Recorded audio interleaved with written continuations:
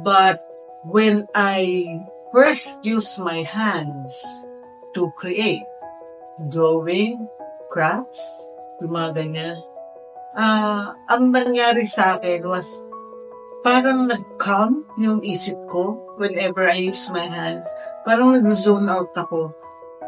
Parang nagiging prayer. Doon ko nga na-realize na when you pray, di ba, you do like this.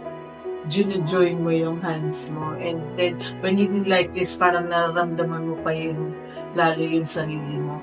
The same with using your hands. Kasi pag ginagamit mo yung kamay mo and you try to pray, parang yung may electricity na nagtatravel sa katawan mo na it makes you feel one.